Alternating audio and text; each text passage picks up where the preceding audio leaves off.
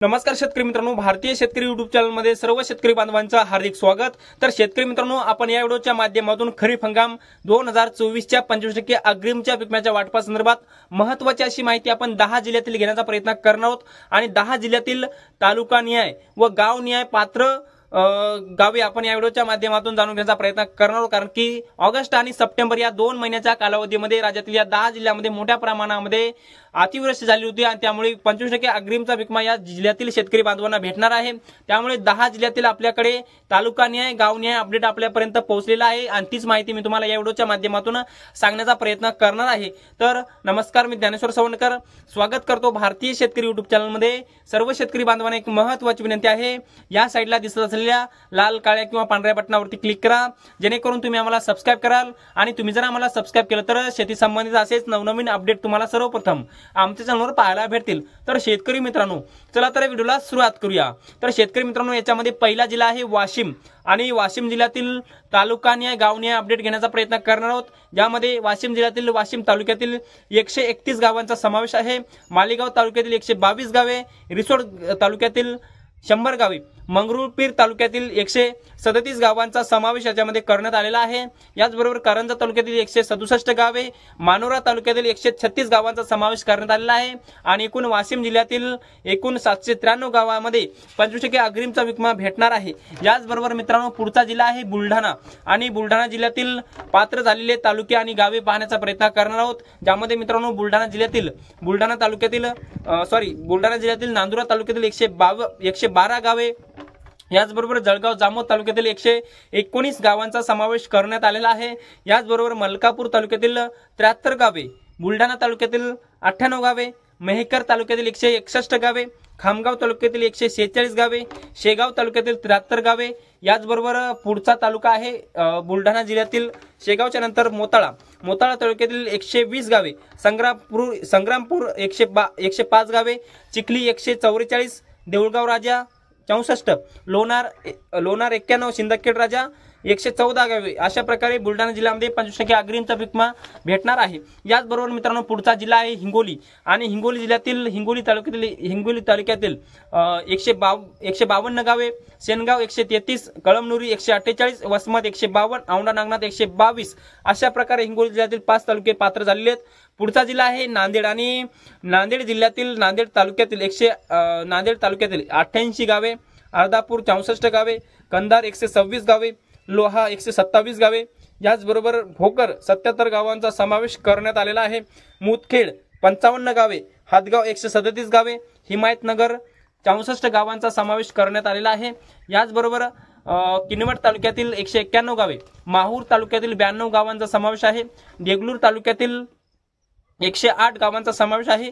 मुखेड तालुक्यातील 135 गावे, बिलोली तालुक्यातील 191 गावे, नायगाव तालुक्यातील 89, धर्माबाद 56 आणि उमरी 62 गावांचा समावेश करण्यात आलेला आहे।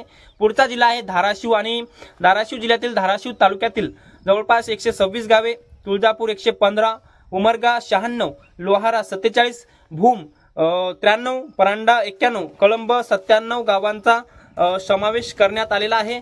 मित्रांनो, पुढचा याच धाराशिव जिल्ह्यातील पुढचा तालुका आहे वाशी आणि वाशी तालुक्यातील 54 गावे आहेत आणि याचबरोबर पुढचा जिल्हा आहे बीड आणि बीड जिल्ह्यातील पात्र झालेली तालुके पुढील प्रमाणे, यामध्ये बीड तालुक्यातील 230 गावे, याचबरोबर आष्टी तालुक्यातील 177 गावे, याचबरोबर पाटोदा तालुक्यातील 107, वडवणी 49, सिरूर कासार 95, गेवराई 192, आंबेजोगाई 106, केज 135, माजलगाव 116, धारूर 73, परळी वैजनाथ 108 गावांचा समावेश करण्यात आलेला आहे। याचबरोबर मित्रांनो, पुढचा जिल्हा छत्रपती संभाजीनगर जिल्ह्यातील 154 गावांचा समावेश करण्यात आलेला आहे। याचबरोबर पैठण तालुक्यातील 191 गावे, फुलंब्री तालुक्यातील 91 गावे, याचबरोबर वैजापूर 164 गावे, याचबरोबर गंगापूर 222, खुलताबाद 76, सिल्लोड 132, कन्नड 202, याचबरोबर सोयगाव 84 गावे। याचबरोबर शेतकरी मित्रांनो, पुढचा जिल्हा आहे जालना आणि जालना जिल्ह्यातील जालना तालुक्यातील 151 गावे, बदनापूर 92, भोकरदन 157, जाफराबाद 101, परतूर 97, मंठा 117 गावांचा समावेश करण्यात आलेला आहे। याचबरोबर मित्रांनो पुढचा जिल्हा आहे जालना जिल्ह्यातीलच 2 तालुके राहिलेले आहेत, ज्यामध्ये अंबड तालुक्यातील 138 गावे आणि घनसावंगी तालुक्यातील 118 गावांचा समावेश आहे। पुढचा जिल्हा आहे लातूर आणि लातूर तालुक्यातील 124 गावांचा समावेश आहे। औसा तालुक्यातील 133, रेणापूर 76, उदगीर 99 गावे, जळकोट तालुक्यातील 47 गावे, अहमदपूर तालुक्यातील 124 गावांचा समावेश आहे। याचबरोबर चाकूर तालुक्यातील 85 गावांचा समावेश करण्यात आलेला आहे। याचबरोबर निलंगा 162, देवणी 54, शिरूर अनंतपाळ 48 गावांचा समावेश आहे। याच्यामध्ये जर पाहिलं तर लातूर जिल्ह्यातील एकूण 10 तालुक्यातील 60 महसुली मंडळामध्ये 25% अग्रिमचा पीक विमा मंजूर करण्यात आला आहे। त्यामुळे लातूर जिल्ह्यातील शेतकरी बांधवांसाठी आनंदाची बातमी आहे। तर मित्रांनो पुढचा जिल्हा आहे परभणी आणि परभणी जिल्ह्यातील शेतकऱ्यांचं सुद्धा मोठ्या प्रमाणामध्ये या पावसामुळे नुकसान झालं होतं। त्यामुळे परभणी जिल्ह्यातील शेतकऱ्यांचे सुद्धा मोठ्या प्रमाणामध्ये आपले अधिसूचनाचे क्लेम आलेले आहेत। क्लेम केलेल्या शेतकऱ्यांनाच नव्हे तर सरसकट शेतकऱ्यांना पीक विमा भेटणार आहे, ज्यामध्ये परभणी जिल्ह्यातील परभणी तालुक्यातील 128 गावे, गंगाखेड 105, पूर्णा 94, पालम 80 गावांचा समावेश याच्यामध्ये करण्यात आलेला आहे। याचबरोबर पालम 80 गावे, पाथरी 56 गावे, सोनपेठ 52 गावे, याचबरोबर मानवत 53 गावे, याचबरोबर सेलू 95, जिंतूर 169। तर शेतकरी मित्रांनो आपण जवळपास या व्हिडिओमध्ये 10 जिल्ह्यातील माहिती घेण्याचा प्रयत्न केलेला आहे। आता याच्या व्यतिरिक्त अजून काही जिल्ह्याचा अपडेट आपल्याकडे आता पुढील 2-3 दिवसामध्ये पोहोचणार आहे, तेही माहिती मी तुमच्यापर्यंत शेअर नक्की करण्याचा प्रयत्न करणार आहे। जवळपास या 10 जिल्ह्यामध्ये जर पाहिलं तर ऑगस्ट आणि सप्टेंबर या 2 महिन्याच्या कालावधीमध्ये मोठ्या प्रमाणामध्ये अतिवृष्टी झाली होती आणि अतिवृष्टीमुळे शेतकऱ्यांच्या सोयाबीन या पिकाचं, याचबरोबर कपाशी या पिकाचं, याचबरोबर तूर असेल, मूग असेल, उडीद असेल, या सर्व पिकाचं मोठ्या प्रमाणामध्ये नुकसान झालेलं होतं। आणि या नुकसान झालेल्या शेतकऱ्यांनी मोठ्या प्रमाणामध्ये आपल्या जे काही त्या जिल्ह्यामध्ये विमा कंपनी कार्यरत आहे त्या विमा कंपनीकडे तक्रारी दिलेल्या होत्या। क्रॉप इन्शुरन्स या ॲपच्या माध्यमातून क्लेम करण्यात आलेले होते आणि वैयक्तिक क्लेम करण्यात आलेले होते। आणि आता विविध जिल्हाधिकारी यांच्या माध्यमातून 25% अग्रिमच्या अधिसूचना निर्गमित करण्याचे काम सध्या युद्ध पातळीवर सुरू आहे। आपण जर पाहिलं तर हिंगोली जिल्ह्यामध्ये जिल्हाधिकारी हिंगोली यांच्या माध्यमातून सर्वेक्षण पीक विम्यासाठी जे काही अधिसूचना आहे त्याचे सर्वेक्षण करण्याचं सांगितलेलं आहे।